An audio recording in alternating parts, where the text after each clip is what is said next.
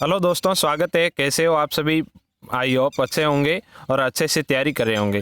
देखिए मित्रों, आज अपना टॉपिक है 7th क्लास का। जिस प्रकार से अपन हिस्ट्री का पोर्शन पढ़ रहे थे उसमें कला एवं स्थापत्य, अध्याय नंबर 19 है कला एवं स्थापत्य। देखिए मित्रों, इसके मैंने पूरा थ्योरिकल नहीं पढ़ाते हुए इस टॉपिक को इसको सीधे नोट्सों के माध्यम से प्रस्तुत करने का प्रयास किया है। तो वीडियो बहुत ही इंपॉर्टेंट होने वाला है, क्योंकि ये थ्योरिकल इसलिए नहीं पढ़ाया गया क्योंकि इसमें मेरे को ज़्यादा कुछ इंपॉर्टेंट नहीं लगा। तो मैंने कहा क्यों नहीं इसके फैक्ट निकालकर जो जो इंपॉर्टेंट बिंदु है वो बिना समय गंवाए आपके सामने प्रस्तुत किए जाए। तो वीडियो बहुत ही इंपॉर्टेंट होने वाला है, वीडियो के अंत तक बने रहिए। और इस वीडियो के लगभग लास्ट में राजस्थान के मंदिरों के बारे में बताया गया है इस टॉपिक में, तो उससे हर बार एग्जाम में क्वेश्चन पूछे जाते हैं। तो वीडियो के अंत तक जरूर बने रहिए। चलिए शुरू करते हैं। देखिए, अपने नोट्सों का अध्ययन करते हुए पहला है कला एवं स्थापत्य, जो अपना टॉपिक का नाम है। ये चित्रशैली, देखो कला क्या हो, कला के अंदर चित्रशैली जो आती है ना, चित्रशैली होती क्या है?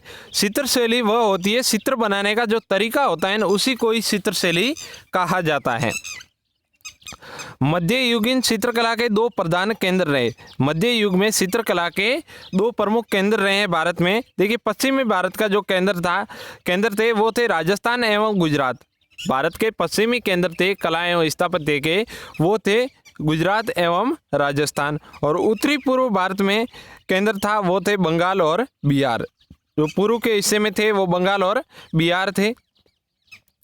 आगे है जो ये कला एवं संस्कृति किसके विषय में बनाई गई है, इसका विषय क्या है, किसकी मूर्तियां बनाई गई, किसके चित्र बनाए गए। तो मित्रों, इसकी जो जैन एवं बौद्ध कथाओं के आधार पर मूर्तियां बनाई गई, कला को संकलित किया गया है। और वो है पाल शैली में। किसमें है? पाल शैली में। इसके चित्र हैं वो ताड़ एवं कागज पर बनाए गए जो चित्र हैं उनको पोथी चित्र कहा जाता है। क्या कहा जाता है मित्रों? पोथी चित्र। जैन एवं बौद्ध कथाएं उनको कहा जाता है पाल शैली, और ताड़ एवं कागज पर बनाए गए चित्र हैं उनको पोथी चित्र कहा जाता है। देखिए, इनकी विशेषता क्या है? विशेषता है गरुड़ सी नाक, पतली सी आंखें। देखो, हर चित्र शैली की विशेषता एक अलग होती है। तो इनकी ये गरुड़ सी नाक, पतली सी आंखें, छोटी ठुड्डी, ऐंठी अंगुलियां, पतली कमर, ये इनकी मतलब विशेषता है। इनका रंग, जो चित्र शैलियों में रंग यूज होता है वो रंग है लाल, नीला और पीला। लाल, नीला और पीला विशेषकर कई बार पूछा जाता है इसके रंगों के बारे में। तो इनके रंग है लाल, नीला और पीला। चलिए देखिए, आगे दिया हुआ है सल्तनत कालीन स्थापत्य। देखिए, भारत में सबसे पहले किसी स्थापत्य का जो प्रभाव पड़ा है वो सल्तनत काल का पड़ा है। जिस प्रकार से देखो, जन्म इसका दिल्ली में जन्म माना जाता है। इनका जो सल्तनत कालीन स्थापत्य है वो दिल्ली से पनपी। इस्लामिक शैली वाला देश का सबसे पहला भवन, जो इस्लामिक शैली, जो सल्तनत काल का जो प्रभाव में जो पहला भवन बना वो महरौली दिल्ली में बनाया गया। वो पहला भवन है इस्लामिक शैली वाला देश का पहला भवन। इसके बाद है कुतुब मीनार।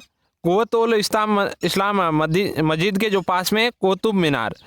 तो ये इस्लाम मस्जिद ये भी सल्तनत कालीन स्थापत्य का प्रभाव में निर्मित है।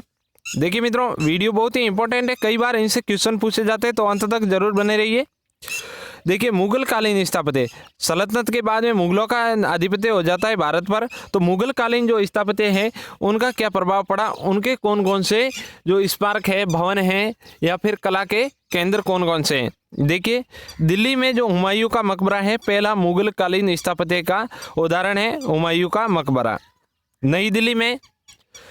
और फिर आगरा का ताजमहल, ये भी मुगल कालीन स्थापत्य है, मुगलों के काल में निर्मित है। इसके बाद में मुख्य रिहायशी किला जो लाल किला है वो दिल्ली में स्थित है, और इसका निर्माण करवाया था शाहजहां के द्वारा। लाल किला मुख्य रिहायशी किला इस प्रकार से कहा जाता है क्योंकि मुगलों के रहने का एक स्थान था, रहने का एक महल था, इसलिए इसको मुख्य रिहायशी किला कहा जाता है। और देखिए, हिंदुस्तान का राज्य सत्ता का द्योतक भी कहा जाता है लाल किले को, क्योंकि देखो, जिस अंग्रेजों के समय हो, चाहे मुगलों के समय हो, मुगलों के बाद के समय हो, जब भी दिल्ली पर आक्रमण हुआ तो एक न एक वजह रही होगी लाल किला। लाल किले से जुड़ी कई ऐसी कहानियां हैं, तो कभी वो भी पढ़ेंगे। तो राजस्थान, जो हिंदुस्तान के राज्य सत्ता का द्योतक रहा है वो है लाल किला। आज भी अपन देखते हैं 15 अगस्त का जो अपना स्वतंत्रता दिवस का जो भाषण होता है वो भी लाल किले से होता है। आगे है राजस्थान की स्थापत्य कला। राजस्थान की स्थापत्य कला, स्थापत्य कला के रूप में नगरीय स्थापत्य और दुर्ग निर्माण, स्तूप, मंदिर, पुर अथवा नगर, ग्रामीण स्थापत्य। देखो स्थापत्य कला के जो रूप हैं राजस्थान में, वो देखो नगरीय स्थापत्य, दुर्ग निर्माण या फिर स्तूप का निर्माण, मंदिर निर्माण, पुर या नगर का निर्माण या फिर ग्रामीण स्थापत्य इनके रूप हैं। देखिए दुर्ग क्या होता है, वह क्षेत्र जो चारों ओर से प्राचीर या परकोटे से घिरा हो उसको क्या कहा जाता है, उसको दुर्ग कहा जाता है। तो राजस्थान के प्रमुख दुर्ग कौन कौन से हैं वो इस टॉपिक में दिए गए हैं। राजस्थान के प्रमुख दुर्ग, देखिए चित्तौड़गढ़ का दुर्ग वो है चित्तौड़गढ़ में, और मेहरानगढ़ का दुर्ग है वो है जोधपुर में। कुंभलगढ़ का दुर्ग है राजसमंद में। कई बार मित्र इस पे गलती कर लेते हैं कि ये उदयपुर में करके आ जाते हैं। कुंभलगढ़ का दुर्ग ये है राजसमंद में। और सोनारगढ़ है वो है जैसलमेर। सोनारगढ़ का किला या सोनारगढ़ का दुर्ग है जैसलमेर में। आगे है जालोर दुर्ग। जालोर दुर्ग को सुवर्णगिरी दुर्ग भी कहा जाता है, ये है जालोर में। और गागरोनगढ़ का दुर्ग है वो है झालावाड़ में। रणथंभौर दुर्ग और सवाई माधोपुर में। रणथंभौर दुर्ग कहाँ पर है, सवाई माधोपुर में। जूनागढ़ बीकानेर में है।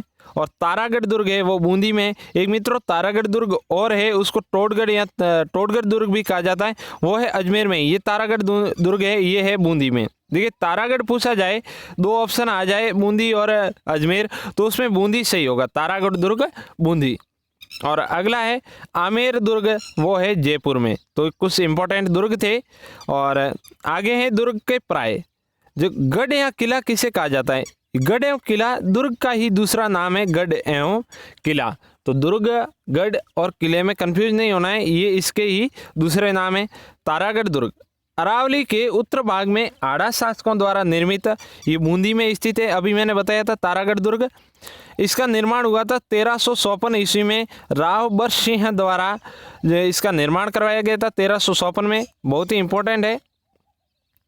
और जो शैली है इसमें जो राजपूत हैं वो मुगलों का समन्वय है, क्योंकि जिस समय देखो ये 1354 में इसका निर्माण किया गया था। बाद में इसके पुनर्निर्माण भी हुआ है, कुछ क्या कहते हैं उनको, मरम्मत भी करवाई गई इनकी। तो इनमें जो राजपूतों और मुगलों का समन्वय, इनकी शैलियों का समन्वय दिखाई पड़ता है। चलिए आगे क्या है, अगला है रणथंभौर दुर्ग। रणथंभौर दुर्ग शिव पिंड पर रखे बिल्व पत्र की भांति, कई बार पूछा गया एग्जाम में, शिव पिंड पर रखे बिल्व पत्र की भांति कौन सा दुर्ग प्रतीत होता है, तो वो है रणथंभौर दुर्ग। अभेद और दुर्गम दुर्ग है, देश में ऐसा कोई दूसरा दुर्ग नहीं है। आप कभी इस रणथंभौर दुर्ग को देखेंगे तो पहाड़ियों के अंदर घिरा हुआ दुर्ग है, ऐसा देश में दूसरा कोई दुर्ग नहीं है। और अभेद दुर्ग, इसको मतलब लगभग ज़्यादा समय तक कोई जीत नहीं पाया था। अलाउद्दीन खिलजी ने इस पर आक्रमण किया था सोहानों के समय, जब इस दुर्ग को जीता था। तो इसको अभेद या दुर्गम दुर्ग है, कोई इसको भेद नहीं सकता, ऐसा दुर्ग है ये। आगे है दुर्ग का नाम है रणथंभौर। रणथंभौर दुर्ग का नाम है, रणथंभौर में स्थित है। और कई मित्रों को मतलब नाम भी इनके पता नहीं होते हैं, क्योंकि कुछ दुर्ग ऐसे होते हैं रणथंभौर का दुर्ग कहा जाता है। जैसे रणथंभौर में स्थित है तो इसको रणथंभौर का दुर्ग कहा जाएगा, लेकिन इसका जो वास्तविक नाम है वो रणथंभौर है, इसका नाम है। निर्माण करवाया था सोहान वंशीय राजाओं द्वारा, 600 वर्षों तक इस पर राज किया था। और सोहान वंशीय राजाओं ने इन पर 600 वर्षों तक राज किया था। देखिए मित्रों, इसके बारे में ज़्यादा जानकारी नहीं मिलती है कि इसका निर्माण किसने करवाया, लेकिन इतिहासकारों का अनुमान है कि इसका निर्माण सोहान वंशीय राजाओं के द्वारा ही करवाया होगा। अगला है जालोर दुर्ग। जालोर दुर्ग जो पश्चिमी अरावली में स्थित है और राजस्थान के पश्चिमी भाग में भी स्थित है। ये सोनगिरी पहाड़ी पर स्थित है। सोनगिरी पहाड़ी पर स्थित है जालोर में। ये समुद्र तल से इनकी ऊंचाई है वो 2408 फीट इसकी ऊंचाई है। तो ये फैक्ट है, कुछ याद रखने लायक है। और पहाड़ी पर निर्मित है, जो पहाड़ी है उनके ऊपर एक मैदान सा है, वहाँ पर ये निर्मित है। और वो मैदान का जो नाप है वो 800 इंटू 400 गज का मैदान है, बहुत बड़ा मैदान है। उसके ऊपर ये पहाड़ी के ऊपर बनाया गया किला है। और आगे है इनका निर्माण करवाया था वो परमार राजाओं ने। परमार राजा थे, धारावर्ष और मुंज के द्वारा इनका निर्माण करवाया गया था। 10वीं सदी में इनका निर्माण हुआ था। और इस दुर्ग में पीर मलिक शाह की मस्जिद भी स्थित है। तो पूछा गया कई बार पीर मलिक शाह की जो मस्जिद है वो कौन से दुर्ग में स्थित है, तो वो है सोनार सुवर्णगिरी या फिर जालोर के दुर्ग में।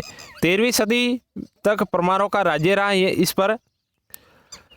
और अगला है चित्तौड़गढ़। चित्तौड़गढ़ में जो दुर्ग हैं, चित्तौड़गढ़ दुर्ग मेवाड़ की राजनीति का केंद्र रहा है। देखो जब भी मेवाड़ का जो रहा है केंद्र, जैसे मारवाड़ में जो केंद्र रहा है वो मेहरानगढ़ दुर्ग रहा है, इसी प्रकार जो मेवाड़ की राजनीति का जो केंद्र रहा है वो चित्तौड़गढ़ दुर्ग है। उदयपुर और जयपुर के 20 रास्ते पर है। उदयपुर से लगभग 120 किलोमीटर उत्तर पूर्व में ये स्थित है। और इसका निर्माण करवाया था चित्रांगद मौर्य ने 7वीं शताब्दी के समय इसका निर्माण करवाया गया। कई बार पूछा गया है इसका निर्माण किसने करवाया था, चित्रांगद मौर्य ने करवाया था, मौर्य ने। और इन पर जो परमार, प्रतिहार और सिसोदिया ने इन पर शासन किया था। चित्तौड़गढ़ दुर्ग पर मेसा के पठार पर स्थित है मित्रों। ये किस पठार पर स्थित है, मेसा के पठार पर स्थित है। गंभीरी एवं बेडस नदियों के बीच में स्थित है। एक तरफ गंभीरी नदी, एक तरफ बेडस नदी, दोनों के बीच में ये मेसा के पठार पर स्थित है चित्तौड़गढ़ दुर्ग। अगला है विजय स्तंभ। देखिए विजय स्तंभ क्या है, गोमुख कुंड के उत्तर पूर्व में चित्तौड़गढ़ में स्थित है। ये 47 फीट के वर्गाकार है। देखिए इनका जो नीचे का हिस्सा है वो 47 बाई 47 का है, मतलब 47 फीट का वर्गाकार है। 10 फीट ऊंचा एक जगती यानी चबूतरे पर निर्माण किया गया है। 10 फीट ऊंचा एक चबूतरा बनाया गया, उसके ऊपर ये विजय स्तंभ का निर्माण किया गया। 122 फीट ऊंचा है, 9 मंजिला है। कई बार पूछा गया 122 फीट ऊंचा है और 9 मंजिला है। भारतीय मूर्ति कला का शब्दकोश कहा जाता है इनको, क्योंकि इनके बहुत सारे मूर्तियों का खजाना भी है इनके अंदर, तो भारतीय मूर्ति कला का शब्दकोश कहा जाता है। शिल्पी इनका निर्माण किसने किया था, कारीगर कौन थे? देखिए आरसी अग्रवाल के अनुसार, इतिहासकार है, पुरातत्वविद है, आरसी अग्रवाल ने बताया कि इनका जो निर्माण किया था, जो जैता के पुत्र थे नापा, पोमा, पूंजा, भूमि, सुथी और बलराज, इन्होंने इनका निर्माण किया था। निर्माण कार्य कब से कब तक चला मित्रों? 8 साल तक निर्माण कार्य चला। 1440 से 1448 तक विजय स्तंभ का निर्माण किया गया। देखिए इतिहासकार पर्सी ब्राउन स्थापत्यविद है, तो इन्होंने बताया कि इनकी जो शैली है वो इंडो इस्लामिक शैली है। किसने बताया था ये बताया पर्सी ब्राउन ने कहा है कि इनकी जो शैली है वो है इंडो इस्लामिक, यानी भारतीय और इस्लामिक शैली का मिश्रण है जो विजय स्तंभ। आगे है राजस्थान की चित्रकला। राजस्थान की चित्रकला, तो राजस्थान की चित्रकला के अंदर है मुख्य ग्रंथ कौन कौन से हैं। देखिए चित्रों से चित्रकला से संबंधित कौन कौन से मुख्य ग्रंथ इस टॉपिक में दिए गए हैं। लोर संद्रा, मृगावती, गीत गोविंद और सौर पंचाशिका, नायक नायिका भेद और सावंड रागमाला, इनसे प्रेरित ये राजस्थान की चित्रकला है। इनके ये मुख्य ग्रंथ है चित्रकला से संबंधित, तो इनको याद रखिए मित्रों। पूछा भी जा सकता है, कोई दूसरे ऑप्शन दे दे, 3 ऑप्शन ये दे दे, कौन सा नहीं है पूछा जा सकता है। तो मौलिक रूप, इनका जो मौलिक रूप देखने को मिलता है, जो इनके जो कला का जो विषय है, जो सब्जेक्ट है, वो रसिक प्रिया, रामायण, भागवत पुराण से मिलती जुलती, मतलब इनकी जो विषय है वो इनसे संबंधित है। अगला है बहुत ही इंपॉर्टेंट मैंने लगाया है कि राजस्थान के आरंभिक ग्रंथ कौन कौन से, आरंभिक चित्र कौन कौन से हैं। तो मित्रों राजस्थान के आरंभिक जो प्रारंभिक चित्र हैं वो सौर पंचाशिका और सावंड रागमाला, ये इनके चित्र हैं। इनका समय 16वीं शताब्दी के पूर्वार्ध में इनका जो निर्माण माना जाता है। तो याद रखिए मित्रों राजस्थान के प्रारंभिक जो ग्रंथ चित्र हैं, चित्र ग्रंथ जो हैं सौर पंचाशिका और सावंड राग माला। आगे है मुगल कला का प्रभाव पड़ा इनके ऊपर कांगड़ा, राजस्थान, बंगाल, बिहार, तंजौर और गोलकुंडा पर मुगलों का प्रभाव इसलिए पड़ा क्योंकि इस जगह पर मुगलों का शासन रहा और उनकी शैली का भी इस पर प्रभाव पड़ा। आगे है राय कृष्ण दास के अनुसार राजपूताना राज्य में पल्लवित चित्रकला को राजस्थानी चित्र शैली कहा जाता है। देखिए राय कृष्ण दास के अनुसार कहा गया है कि राजपूताना राज्य में जो पल्लवित जो निर्मित चित्रकला है उसको राजस्थानी चित्रशैली कहा जाता है। तो ये किसने कहा? राय कृष्ण दास के ने कहा। तो कई बार पूछा भी गया है इनको, राय कृष्ण दास को। देखिए राजस्थानी चित्रशैली का जन्म जो नाम किसने दिया, वो राय कृष्ण दास ने दिया था। आगे राजस्थानी चित्रकला का स्वर्णिम जो काल है वो 17वीं शताब्दी मानी जाती है। राजस्थानी चित्रकला इस समय में बहुत बड़ी आगे, और जो ये काल है वो 17वीं सदी मानी जाती है। अब है राजस्थान के मंदिर। मैंने बताया था मित्रों बहुत ही इंपॉर्टेंट है राजस्थान के मंदिर। मंदिरों का विकास काल है वो गुप्त काल में हुआ माना जाता है। देखिए वैसे तो कहा जाए तो भारत में जो स्थापत्य कला का जो स्वर्ण काल माना जाता है वो गुप्तों के समय ही माना जाता है। गोल्ड टाइम, गुप्त काल। मंदिर वह स्थान जो जहाँ अपने आराध्य देवी देवता की पूजा करते हैं। देखिए कई बार कंफ्यूज रहता है मंदिर की परिभाषा क्या है। देखिए मंदिर वह स्थान है जहाँ पर आराध्य देवी देवताओं की पूजा की जाती है। मंदिर का तल संद जो भूमि तल का विस्तार है, जो ग्राउंड प्लान, उसको 3 भागों में बांटा जा सकता है। देखिए मंदिर का जो निर्माण होता है उसको 3 भागों में अपन बांट सकते हैं। देखिए पहला तो होता है उसका प्रवेश मंडप, फिर होता है सभा मंडप, फिर होता है मंदिर का गर्भगृह। 3 भागों में मंदिर को अपन बांट सकते हैं। आगे है मेवाड़ के मंदिर। देखिए मेवाड़ में कौन कौन से मंदिर हैं? जगदीश मंदिर कहाँ पर है? उदयपुर में जगदीश मंदिर। और सास बहू का मंदिर है वो है नागदा उदयपुर में, सास बहू का मंदिर।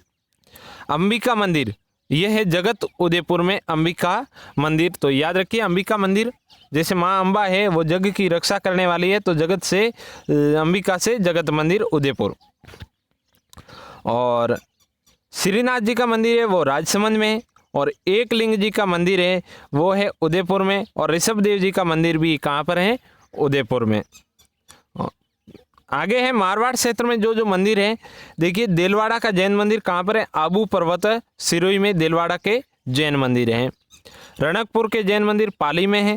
किराड़ू के मंदिर बाड़मेर, और ओसिया के मंदिर कहाँ पर है? जोधपुर में। और जैन मंदिर हैं वो जैसलमेर में स्थित हैं। देखिए किराड़ू के मंदिरों को कई बार पूछा गया, परमार वंशीय राजाओं द्वारा इनका निर्माण किया गया था। और तो ये थे मारवाड़ के कुछ मंदिर। आगे आड़ोती क्षेत्र के कुछ मंदिर। आड़ोती क्षेत्र में बारडोली का मंदिर है वो है रावत भाटा, बारडोली के मंदिर रावत भाटा। भंडदेवरा का मंदिर बारा में। कमलेश्वर महादेव का मंदिर बहुत ही इंपॉर्टेंट दोस्तों, मैंने लगभग 3-4 बार कंपटीशन में इसको देखा है। कमलेश्वर महादेव का मंदिर कहाँ पर है? बूंदी में है ये। और जालरा पाटन के मंदिर है वो है झालावाड़ में, जालरा पाटन झालावाड़। आगे शेखावटी और जयपुर क्षेत्र के कुछ मंदिर। आबानेरी मंदिर, आबानेरी दौसा में, अपने को पता है मित्रों। और आबानेरी की जो सांद बावड़ी भी प्रसिद्ध है आबानेरी। खाटू श्याम जी का मंदिर है सीकर में। और गोविंद जी का मंदिर है वो है जयपुर में। कई बार पूछा गया गोविंद जी का मंदिर जयपुर में। आगे शैव धर्म मूर्ति कला। देखिए शैव धर्म, शैव से मतलब शिव का जो पूजनीय होते हैं वो होते हैं शैव धर्म के संबंधित। और शैव धर्म से संबंधित जो मूर्ति कला है वो तो शिव जी से संबंधित होंगे, महादेव जी से संबंधित होंगी। तो महेश मूर्ति, अर्धनारीश्वर, उमा महेश्वर, हरिहर अनुग्रह, तो ये है शैव धर्म की मूर्ति कलाएं कुछ। आगे वैष्णव धर्म की कुछ प्रतिमाएं हैं। 10 अवतार प्रतिमाएं, लक्ष्मी नारायण, गजलक्ष्मी, गरुड़ासीन विष्णु, बैकुंठ, अनंत, त्रिलोक्य, मोहन। देखिए ये विष्णु, इनके नाम से ही अपने को हिंट मिल जाता है कि ये किस धर्म से संबंधित हैं। आगे पूर्व एवं मध्यकाल में महिषासुर मर्दिनी की प्रतिमा मिलती है। पूर्व मध्यकाल में बहुत ही मोस्ट जो मूर्ति है, और कई बार पूछा भी गया है, पूर्व मध्यकाल की ये मूर्ति है महिषासुर मर्दिनी की प्रतिमा। और शेष साई यानी भगवान जो विष्णु हैं वो शेष नाग की छाया में सोए हुए हैं, वो मूर्ति है वो है बारडोली में। और नटराज की भी मूर्ति कहाँ पर है? बारडोली में। जो नृत्य करते हुए शिव जी की मूर्ति कहाँ पर है? बारडोली में। आगे सूर्य मत का प्रभाव, जो सूर्य के उपासक थे उनका भी प्रभाव पड़ा है 8वीं और 9वीं शताब्दी में। देखिए सूर्य मंदिरों का निर्माण हुआ है, सूर्य मत का प्रभाव पड़ा इसलिए सूर्य मंदिरों का भी निर्माण किया गया। सूर्य मंदिरों का निर्माण किया गया, ओसिया में सूर्य मंदिर है, वरमाण सिरोही में सूर्य मंदिर है और जालरा पाटन में भी सूर्य मंदिर स्थित हैं। चित्तौड़गढ़ में भी, चित्तौड़गढ़, उदयपुर और सिरोही क्षेत्र में बसंतगढ़ में सूर्य मंदिर है और आहड़ क्षेत्र में जो प्रतिमाएं मिली है वो है जैन प्रतिमा। जैन प्रतिमाएं कहाँ से प्राप्त हुई है तो वो है कहाँ पर फली फूली, तो वो है आहड़ क्षेत्र में। तो मित्रों देखिए आपको ये नोट्स थोड़े से यूँ लगते होंगे अटपटे, लेकिन इनके जो ये फैक्ट है अपन क्वेश्चनों के माध्यम से इनको दोबारा पढ़ेंगे तब अपने कॉन्सेप्ट क्लियर हो जाएंगे। देखिए आगे है चतुर्मुखी शिवलिंग, कल्याणपुर अजमेर में स्थित है चतुर्मुखी शिवलिंग। कई बार पूछा गया चतुर्मुखी शिवलिंग कहाँ पर है, कल्याणपुर में। हवेलियाँ, आगे है हवेलियाँ, हवेलियाँ भी प्रसिद्ध है कला एवं स्थापत्य में।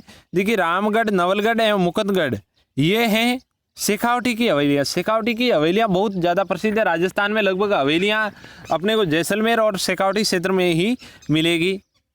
जैसलमेर में सालिम सिंह की हवेली जैसलमेर, नथमल की हवेली जैसलमेर और पटवाओं की हवेली भी कहाँ पर है, जैसलमेर में है। तो ये भी काफ़ी महत्वपूर्ण है, कई बार पूछा गया सालिम सिंह की हवेली और पटवाओं की हवेली, नथमल की हवेली। करौली, भरतपुर और कोटा की हवेलियाँ भी कई बार पूछा जाता है। करौली में भी हवेलियाँ हैं, भरतपुर, कोटा की हवेलियाँ, एक एक हवेलियाँ यहाँ पर भी अपने को पढ़ने को मिलता है। आगे सत्रियाँ, देखो सत्री क्या होती है, सत्री होती है देवल। देवल या सत्री जो कहा जाता है वो देखो एक तो होता है मंदिर, एक होती है सत्री।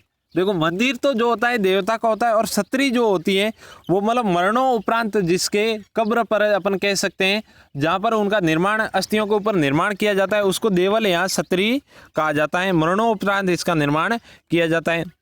तो कई सारी सत्रियाँ भी राजस्थान में स्थित हैं अपने। मूसी रानी की सत्री, मूसी रानी की सत्री कहाँ पर है, अलवर में है।